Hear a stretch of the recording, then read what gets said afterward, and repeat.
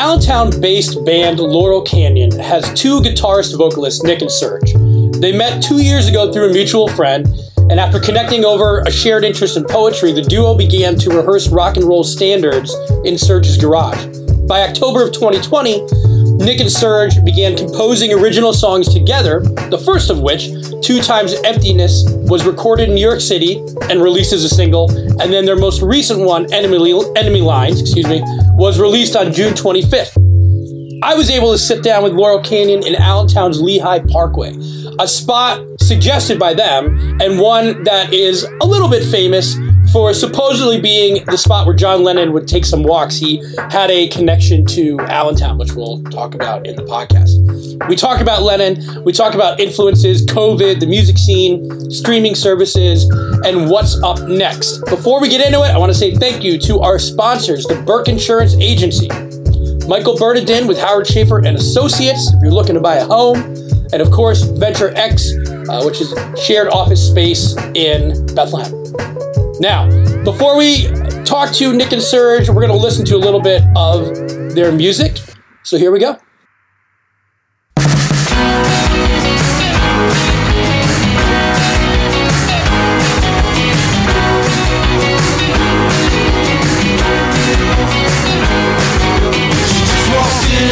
Back streets, moving her hips to the room beat. Big tails running down the backside. Who's made her out of snake hide? 2 times emptiness makes more of a mess. We clean up nice if we had the time. But when you're here tonight, I don't need to make you mine. So tell me about her. Well, I don't know, man. What do you want to hear? What's she look like? Hello and welcome to the Lehigh Valley with Love podcast. Clearly not in my attic today. We're at the beautiful Allentown Parkway on these guys' suggestion, Laurel Canyon with Nick and Serg. Thank you guys for being my first outdoor podcast. No problem. This is interesting. We're here for a reason, though. Besides the fact that you guys are from Allentown, we're here because when we were discussing about doing the podcast, you had brought up, hey, why don't we check out Lehigh Parkway? Because that is where the legend that John Lennon used to visit here in the 70s and early 80s. Were you really into Lennon? Or is it something that is just like from the Lehigh Valley lore? I like Lennon a lot. Yeah, definitely a lot more than Paul. A lot more than Paul. And yeah, my favorite musicians end up having tragic deaths, to be honest. So you all die at like 27. Yeah, big fan of the 27 Club. What do you think? Like, isn't it weird? Because I was reading up before we came in here. So this is the bridge, because even in the article said he would come down to the Robin Hood area. So you can't see the camera. We're at the Robin Hood Bridge area. Why do you think, number one? Well, we talked about this off camera. He came here, for the people who don't know the story, allegedly. He knew somebody where he lived at the Dakota in Manhattan. It was a developer in Lehigh Valley, so that's the tie to Lehigh Valley. So he would visit and then decided this is a beautiful place. Is that kind of like the legend of that? Yeah, that's how I heard about it. And I haven't been here in a while, so I was like worried we wouldn't find each other. I haven't been here in, it was pretty easy. Tell you. Well, because it's been the pandemic, and that's what we're going to talk about in terms of starting a band and recording during one. But yeah, like being out doing this seems silly because actually nobody's looking at us. They're just kind of doing their own thing. But it's fun to be like out. Best place to be. Yeah. So let's talk about you guys. You're both from Allentown. You don't know each other growing up or anything because you met recently. 2 years ago. Okay, so what were your experiences, in Allentown growing up? Were you always musical? Was it one of those? Yeah, in Allentown growing up, I grew up for the most part in Bethlehem. Okay. Real young. And kind of the smaller scene and the isolation maybe had a lot to do with the way the music came out. Okay. You started out with rap too. Yeah, and I started out rap? big in hip hop in my teen years especially, and that's when I started producing and more so like on the creative aspect. And don't take this the wrong way. I mean, I know everybody's into everything. It's just interesting because you definitely come off as rocking. What was it about hip hop in the beginning that really hip hop was spoke to you? the side of like the reality that rock almost didn't show me to a certain degree, or at least the rock that I knew of. And then, became more cutting edge than rock. Yeah. At a certain point. Do you mean this is like the evolution of it? The evolution, what it spoke for, and certain like just aspects of social conventions and it was everything. just what you and your friends were listening to. Exactly, yeah. It was. And then you were into the Stooges and the Doors, right? Yeah, when I was real young. Because that's what we connected over on our first, like the day that we met. It was like, oh, you like the Stooges? I was like, oh, I know a couple songs. Let me, we started jamming on that. I know, how common is it for you? I mean, you guys are in your 20s. Mm-hmm. I'm 40. Do you find a lot of guys your age who jam out to the Stooges still? Yeah? My friends, yeah. Yeah, definitely. Especially a lot more now than maybe you would find 5-10 years ago. Do you think that's because of the easeability of like, hey, I want to listen to this band, I can just do it? That helps, yeah. Yeah, definitely. And I feel like people are getting tired of bullshit music as well. I don't Go back to the good stuff, yeah. Yeah, we were talking, I mean, besides that, we were talking about finding new stuff. It's so easy. But yeah, we're lucky because we can find a bunch of like obscure bands and it's cool. You kind of just like show your friends and your friends show you one and you show them. And that's like one of the things that we do. There's not much to do around here. So music became an outlet. Like, you mean talking like in your teenage years? Yeah, my teenage years, my close friends, we all sort of just like jam together. We still do. I have friends that are really great musicians that write songs that I really like around here. And so I think there is like a good musical scene. And but it's just because there's nothing to do too much, I mean, especially the last year, there wasn't much. How do you guys, when you guys met? That helped us, yeah. Yeah, because we're talking about this, starting a band, during this time period. I think some people would be like, it's a bad thing, or maybe it's a good thing because you were able to. We started constantly. You had nothing really else to do. Yeah, you have your normal day-to-day stuff. We started about a year before the pandemic, and it was going great. We were having fun, but we were also like going to shows. We were going to New York. We were partying. Then we couldn't anymore because of lockdown. Shit. So we just had more. We just had more time to. We got more serious. We were just like, oh, we have nothing else to do. Let's just get more serious about the band. Let's book some studio time. We could still go to the studio about like New York City? in the summer. Yeah, New York. Okay. Everyone wears masks and all that. Sure, yeah. What was I just thinking? Were you guys when you started out, or before you guys met each other and started out, were you playing in any other different bands locally, or was it something where I'm interested in waiting for the right time? I did. I had a band when I was younger with my friends, like the friends I was telling you about. But that was just, we broke up when we were like 21, so sure. I did a lot of stuff since then, and then I met Serg kind of right when I was getting serious to have a band again, and he just seemed like the dude to start it with. Yeah, I was at that point. I was looking to start a band myself, because that was the other thing that came kind of out of COVID was songwriting. Okay. I wasn't really much of a songwriter. I had never been in a band before. I was just a writer in general, and always wanted to.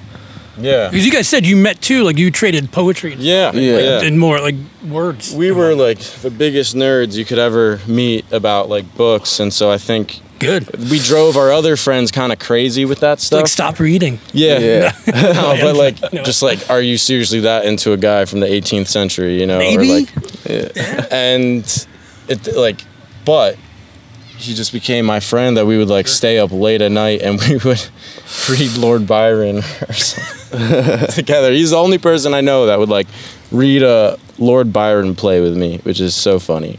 But that's good. I mean, that's how you grow. I mean, I don't know. Each band is individual, but it's like if you're exploring stuff like that, deep and corny, and that lends to like fucking writing a song together because you have to be vulnerable, with that person and like try to make something serious sometimes, but also and then laugh about it and make fun of yourself. We can do both. So when you guys then get into this, we meet, we start, kind of messing around with some music and stuff. When do you first say, okay, let's lay down a track? And did you have a plan? Soon. Like I would think people, you're not thinking here's this master plan. Once we made a demo, and we like went into my car, and we had another friend with us in the band at that point. Like we listened to that, we were like, okay, that's something, And these demos were kind of like really harder and more, I guess, like more wild, erratic than wild polished. garage rock. And that's what we do when we sort of like make our demos by ourselves. They're poorly produced. They're like loud. We're like screaming in them. And we're kind of just like, there's more feedback. We're like unleashing a little bit more. And you get into the studio and you're just, if you're not very experienced like us, you get nervous and like, just want to make everything pretty. I don't know, because you're just Are you guys listening to, are you, I'm not listening, are you working with like a producer who's in there with you? Like because when I listen to your stuff, it's not, everything you're talking about, I don't hear that. No, those aren't the demos. We went into the studio. When you get into there, we went into the studio with our friend Craig, who had been helping Serg and I for a long time, making our demos better. And then we were just like, let's book time. We paid for it ourselves. And he has a great studio in Brooklyn with a guy called Ayad, who's our friend now. We didn't know him before. Right. And they sound great. That was the first thing we put out, We're happy to have put that out. And we're just really excited for the next song, because now that we have experience in the studio, we're going to be like, let's make this like the early demos, how we started out more. Okay. And is it just more like you're as you're going through these 2 tracks that you put there, and if you want to listen to them, of course, they're in the notes, like you're growing. I mean, there's your first 2 tracks. You haven't even put out, like a full album yet. Yeah, it's because our influences kind of range. They're kind of influences of influences. So now I'm going to talk about that, because when anybody goes listen to it, now how we're returning to our original stuff, which is more like our first song that we covered was the Ramones. Okay. But then who did the Ramones like? They like Shangri-La's, like the girl groups and the old blues. Sure. And that's kind of where our first 2 singles that we have. Like start at 101, like when we just started writing music, we started with the stuff that we were like looking into who the Ramones liked or who the New York Dolls liked, because that's what we liked, and we were just like, how did they get that good?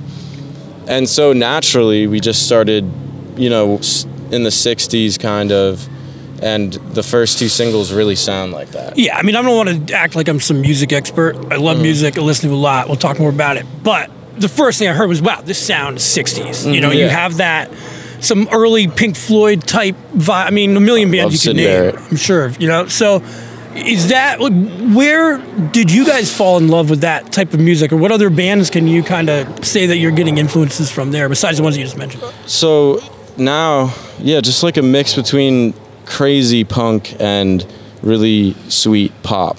So like on one hand, Teenage Fan Club and REM, even though both those bands go pretty hard, but then like Sonic Youth and Big Black and Butthole Surfers. Yeah. We just love 90s band. Yeah. We just love kind of like the punk that our dad showed us and stuff a lot.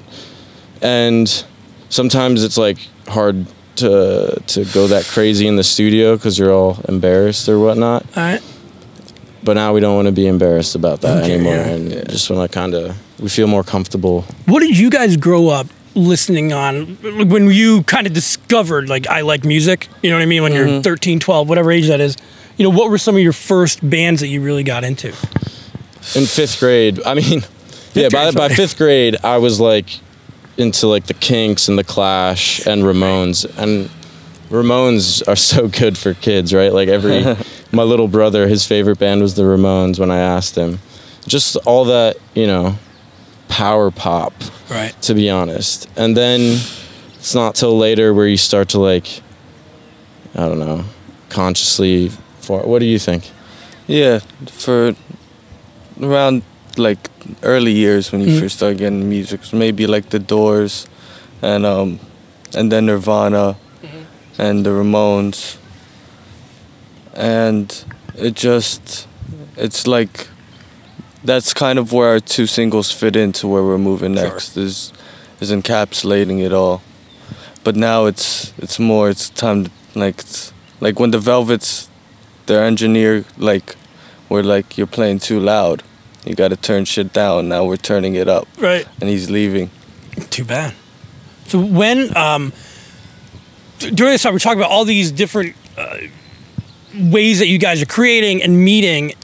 20 years ago, 10 years ago, 5 years ago, I don't know if this could have happened quite this way, because you're releasing singles, right, that are going out, that we can digest immediately. Yeah. Whereas 10 years ago, 5 years ago, you probably have to wait till you got a whole CD produced to want to put it out. Yeah, we just put it on Spotify ourselves. We paid that's how you guys ourselves. that's how we met. That's You're cool. just like, check this out. And that's cool. Yeah. That gives us something to just have out there so we can talk about the band.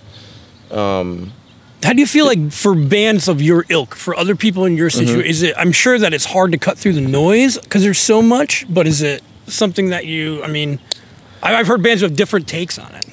It's like there's a lot more. It's a lot more concentrated, a lot more of just music in general. So it is like almost overpopulated, It's so but then much. it's so accessible that it also does allow good for stuff like can creative, rise, I guess. and creative. I don't know. Like it's easy to be creative. You used to have to like rent out a studio to even. Well, look at us. We're sitting in a field. Exactly. You know what I mean? We like need a sound studio. you could record like as many loops that you want at home till you find one that would take you hours in the studio, and that's basically what I feel like is. We think we're good and we're not successful at all.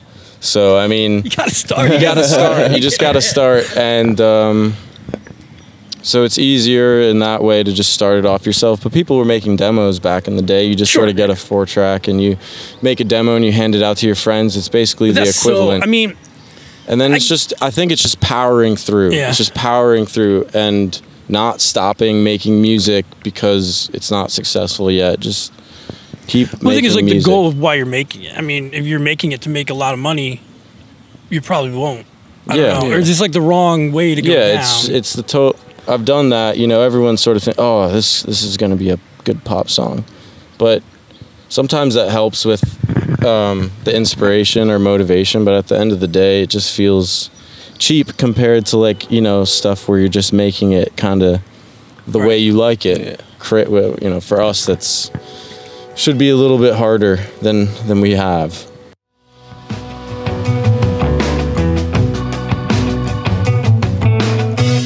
The Burke Insurance Agency is family owned and operated since 1986. What else happened in 1986? Halley's Comet flew by, and that was pretty cool. The Burke Insurance Agency is located at 3446 Freemansburg Avenue in Bethlehem Township, and they represent Erie, Grange, and Progressive Insurance Companies. Tom and Kathleen are some of the nicest people in the Lehigh Valley. For real. They actually get to know their customers and care for them as if they were part of their own family. It's how a small business is supposed to be. They are also community-minded and support many nonprofits, which they are very passionate about. Give them a call at 610-691-3743 or find them on Facebook. Everything, again, is in our show notes. Don't wait around like Halley's Comet. Call Burke Insurance today.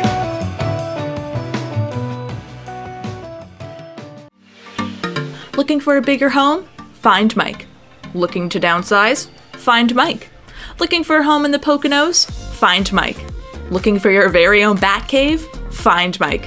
When looking to navigate the Lehigh Valley real estate market, the first move is to always find Mike Bernardin with Howard Schaefer and Associates of RE/MAX Real Estate. He can help you build the right game plan to achieve all your real estate goals.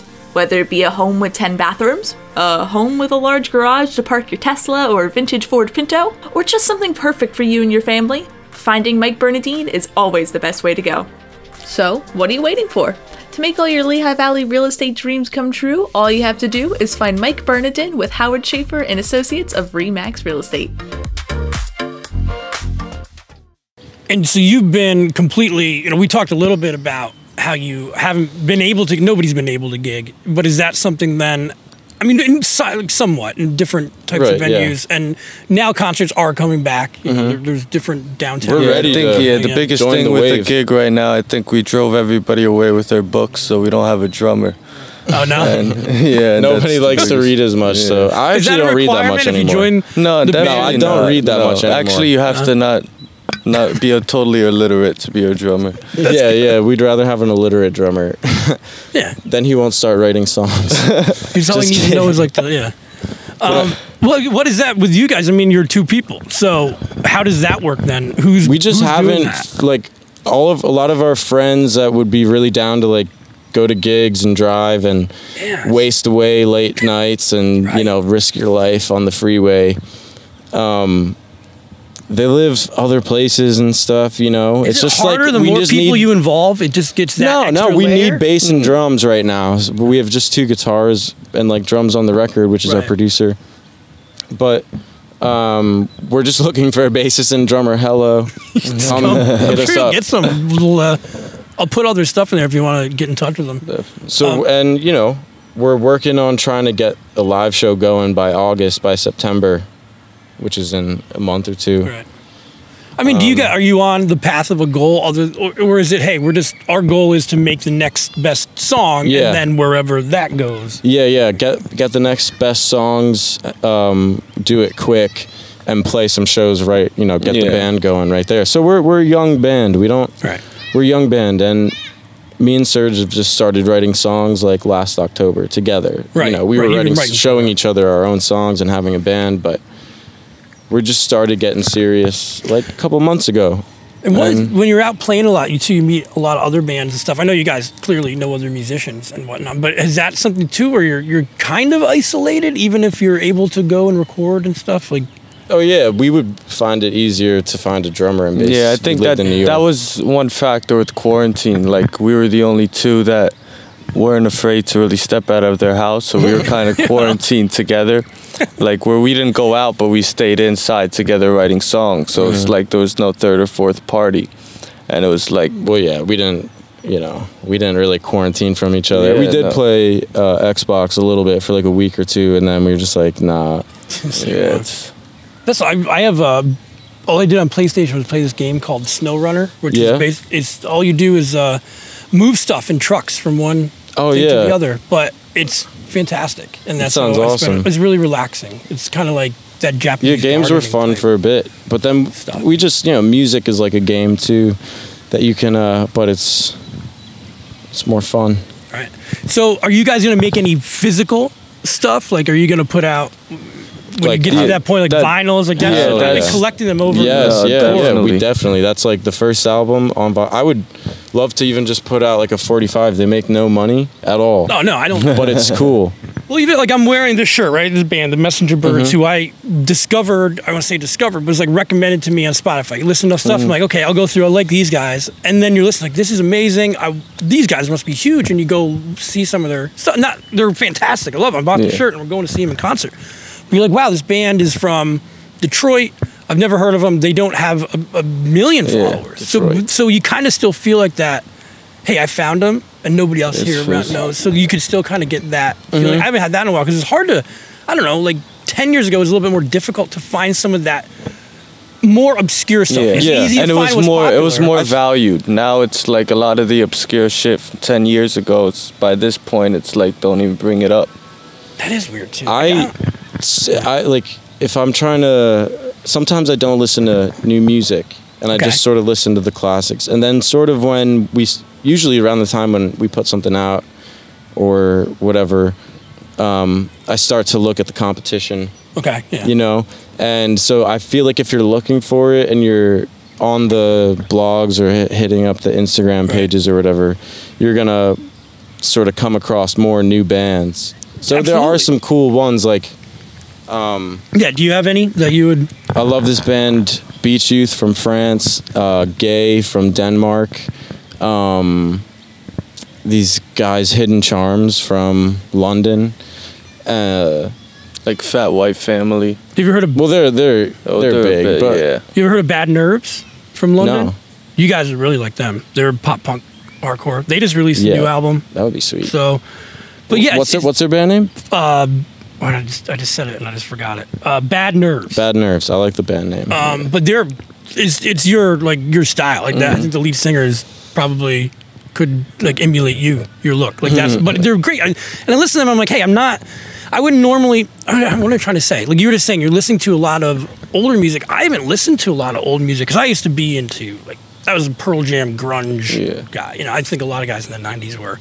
But then started branching out, listening to like more.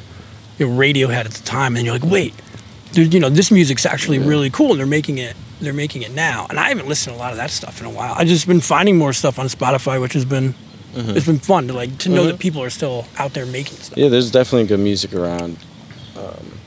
Yeah, it's hard to come across. You kind of have to be looking for it. And I think that's always the case in a way. So you guys, what the Billboard charts show you is never. This is like I don't even. I mean, it might be because I ask myself sometimes. I don't feel like I'm that old, but like when you were your age, you're like I know I'm on. I'm on top of all the music. I know what I'm talking about. And now as I get older, I look at it, and some of it's like not that I'm not interested in it or don't, or wouldn't be into it, but it just seems like there's so much, and it's hard to figure out where to look. Like you can look at the top of the charts, of course, but that's boring, and it's where you're hearing everywhere. Yeah. So when you find those bands that you were just talking about, how do you usually find them? Is it still through friends? Through friends, and just like the music websites and social media. Like everyone's trying to utilize the new social media to break out. You know, Instagram, basically, or Twitter, or. But the thing if you're good, it's always like the quality. Yeah, it's great that I mean, I think without that stuff, we'd be pretty screwed. We'd be mailing out CDs. We're putting like a USB, sticks. We got a publishing contract from Rough Trade on our first day. How does that work? On Twitter. Oh, wait, were they like... Our producer who's in a band reposted it, and then so his publishing company, so I mean, like he could have just... showed it to him, but it was basically like he showed it to him. And you guys were getting the guy was from Allentown, the A&R guy. Yeah, he lived down the street from me. Called us up. I was like, could have had this in person. Yeah, like I wish I knew that a couple months ago. He's so cool and like dropping off presents. A Rough Trade. So wait, is that company then in Allentown, or he's just a rep? He's just a rep and lives around here. And we're just on the publishing side. We're not on the label or anything, so we still don't have a record label. They're just sort of like sending our songs out to the world. Helpful. Yes, yeah, definitely. If somebody else is doing anything like that, it's helpful. We have like $0, so. Well, I mean, I think between the two of us, maybe a couple. Enough to get here. Enough to get here. What you guys both play guitar, which is interesting to me. Because when you go in to write a song, how is that process kind of... Are you guys bringing in... Chords. Okay, well, talk me through it. Like, you're like, hey, I have this thing. Yeah, sometimes one of us will have a riff, and the other one wants to know where to go with it. Sometimes we have a couple lines, kind of like a melody. Sometimes we each have like a finished song, and then we just work on the lyrics, or... And sometimes we don't have anything. We're just jamming. And Well, talk about your the first song you released. Then, why did you decide that Times song? Emptiness. Yeah, was first song we ever wrote together, and it was a fun time in Serg's garage, and we just had some chords, and then it was great because we wrote the lyrics like in like your journal or whatever, but like we really switched every line or so. You know, it was like I would come up with a line, and then he would come up with a line, and that's just almost ideal. You know, it's so hard to find. Someone always wants to like dominate a little bit, but we would just sit there sometimes, awkward silence, just thinking, what should it be? And then again, you have to like say dumb stuff. Yeah, and it was congruent enough that like we could say one, add a word to somebody else's line. Yeah, finish each other's sentences. And it was interesting too because you have some like talking on that song. Well, you have some talking on that song too, which was there it goes with the husband and wife thing. What is interesting because I don't know. I don't mean again like it was refreshing in a way. I'm like, this is brand new stuff that's maybe invoking something that isn't as widely used and used well. Like you guys, that thing, that type of facet was done well. It was just like we were talking about the Shangri-Las. Yeah, it was definitely an influence of like... We were kind of making like a reference or like an in-joke, and I like how it turned out, like kind of social commentary. Yeah, conversational. One thing you mentioned earlier, I love the fact that you started out in hip-hop because it's interesting to me. Serg did.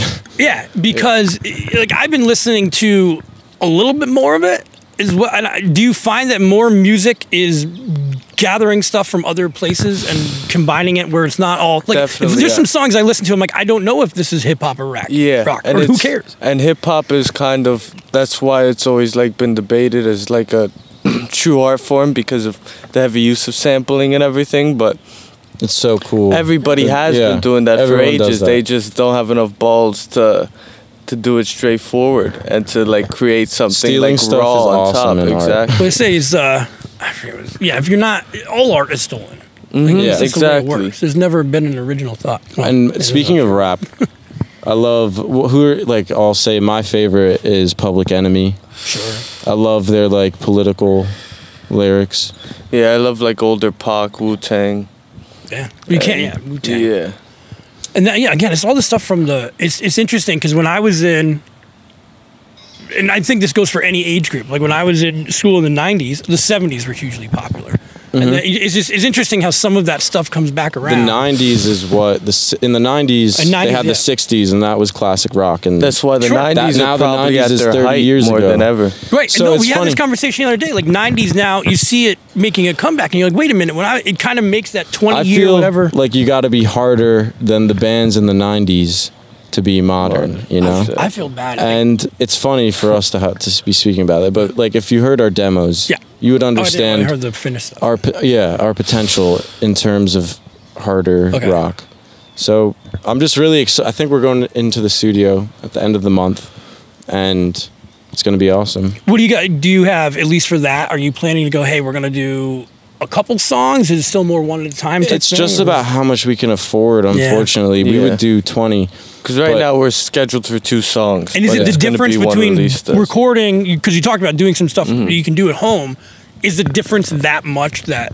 I mean, I would love to just put out some of our home demos, it's that much that like we still have them out for people on SoundCloud if they really want to go deep and look them up. All right. But if we're going to widespread something, we're going to put the care into it.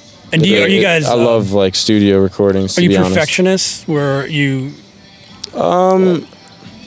To a degree, yeah, but I guess you only have we're so not much perfect. time too. You're like, we're running out of time to spend, so you're like, whatever. Yeah, we're perfectionists with the music for sure. Like we'll make someone send like 12, 13 mixes, 15 mixes sometimes, but I do love when it's just like boom, like you just record it and it sounds just great and you go home, because it's just recording in the studio is just tough. You only have a certain amount of time. You're paying for it. And you want it to sound, better than live, as good as live, but still not... Better than the demos. Not something that's in a vacuum that couldn't be reproduced if you wanted it to be. Yeah. I mean, I don't mind a little bit of embellishments on the record because so many great recordings could not be played live. And so I like that element in the music, but...